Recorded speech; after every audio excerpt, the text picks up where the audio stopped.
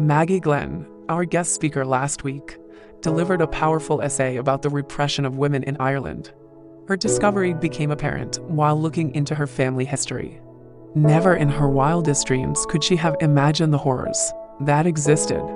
We have heard of so many horrors taking place in so many countries against women. There's mutilations and tortures, killing of women to keep them in their place. Maggie found that women bearing children out of wedlock were shipped away and locked up until birthing their children. Families did this out of shame. But imagine what the woman felt being ostracized by your family and community and sent away to a place that did not treat you well at the birth of your child. They were taken away, often killed, hundreds and thousands of babies discarded as if they were trash. This secret was known to all the women had no control over themselves, much less speaking up to help anyone else in this predicament. Hush. Don't say a word. Don't talk about it, and for God's sake, don't be one of those women. I couldn't help but think about the state of affairs here in the United States regarding abortion rights. Maggie and I shared the same sentiment. No one has the right to take away our right to say what we can and cannot do with our bodies. Everyone should be able to make those choices without penalty. I'm not talking about abortion. I'm also talking about keeping your child and raising it if you so desire. No, I will not allow you to kill my child after it is born, nor do I consent for you to take my child from me and give it away. I believe these are fundamental rights.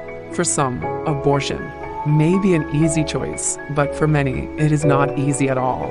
It is sad when people abuse rights and use abortion as birth control.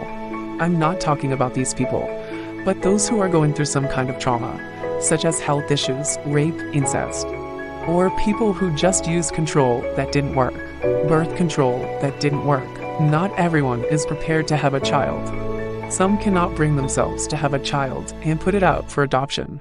For those who do, I commend them for the strength and willpower. I am personally thankful to my son's birth mother, who gifted me her son to be my own. My son Matthew, whose name means gift from God, is that and so much more. He's been a blessing for my family. Up until his birth mother's death in March, we kept in contact. She would always thank me for raising her son so beautifully, but I am the one thankful to her for her strength. Listening to Maggie's story puts it all into perspective.